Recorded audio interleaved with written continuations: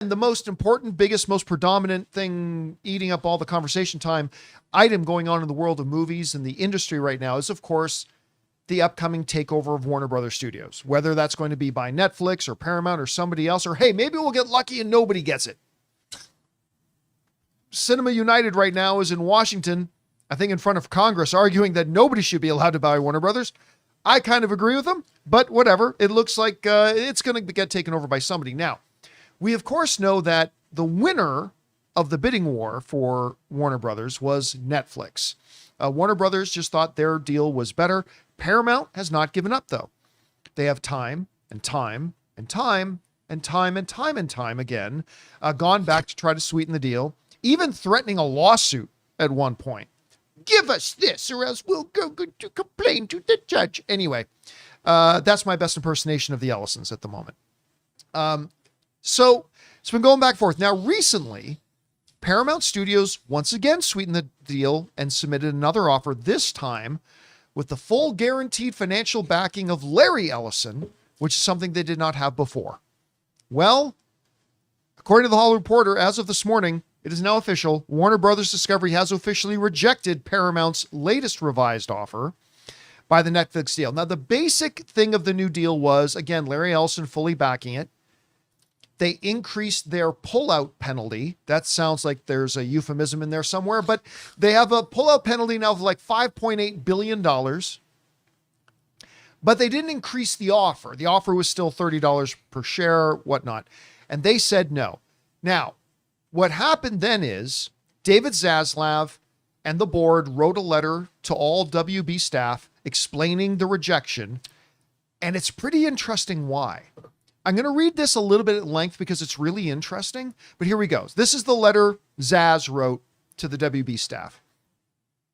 Your board unanimously determined that the PSKY, that's Paramount Skydance, we're just going to call it Paramount, that the Paramount amended offer remains inadequate, particularly given the insufficient value it would provide, the lack of certainty in Paramount's ability to complete the offer, and the risks and costs borne by Warner Brothers shareholders should Paramount fail to complete the offer, the Warner Brothers board wrote.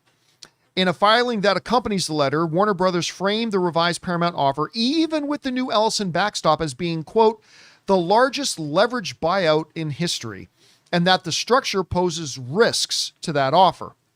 Changes in performance or financial conditions of either the target or acquirer, as well as changes in the industry or financing landscapes, could jeopardize these financing arrangements, the board wrote.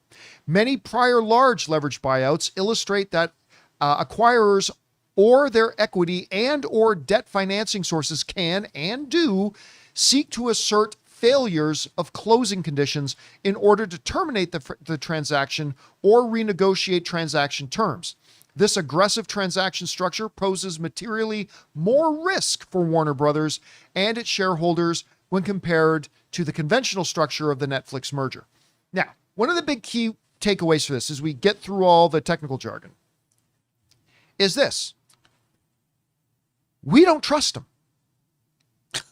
That's basically, if you want to boil down everything that David Zaslav just said to Warner Brothers, that, listen, your board simply doesn't trust Paramount that they're going to be able to come through with this deal, that they have totally legit intentions to honor the deal as it is and not try to change it up last minute. And we don't trust that they've got all their ducks in a row. And if this thing goes south, that is going to cost us. We're the ones that are going to pay the price if it goes down. Now, it gets even more interesting, where they said this. Warner Brothers also noted a report from the New York Post, which claimed that Paramount was getting ready to go DEFCON 1 with a lawsuit should Warner Brothers not accept its proposed deal. Zaslav wrote, Warner Brothers continues to be of the view that Paramount is a litigious counterparty, which raises concerns regarding the likelihood that the offer or any related merger agreement will be completed on the terms proposed, the company wrote in a filing. Yikes. Translation? These guys are lawsuit happy, just like their leash master. They're lawsuit happy. And we think they're demonstrating they're litigious, and we are afraid that if we get into a deal with them, the closer we get to closing, they're going to try to change the deal and maybe even go to court over forcing changes of it.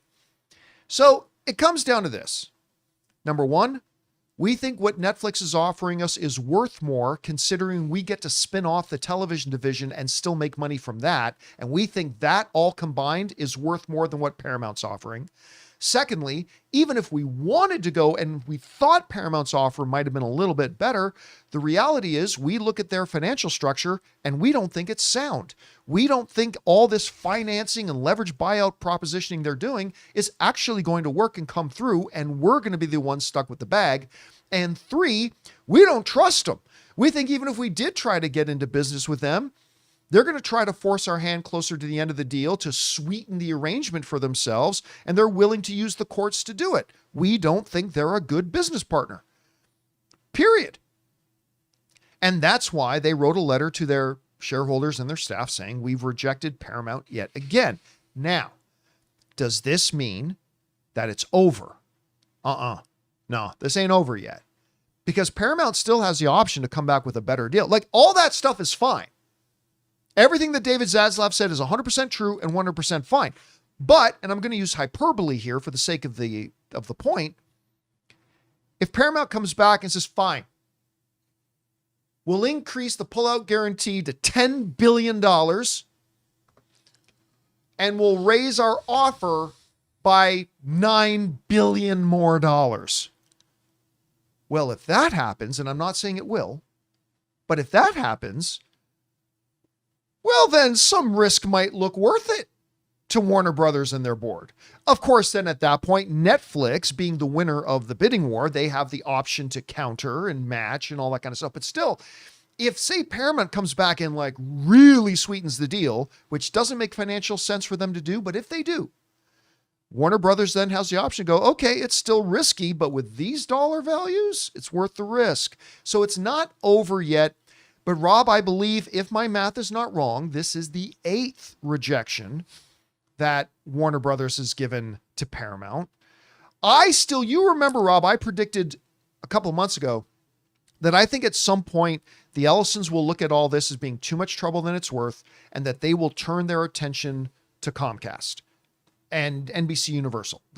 And they'll try to take over NBC Universal. I think that'll be easier road for them. Maybe it will, maybe it won't.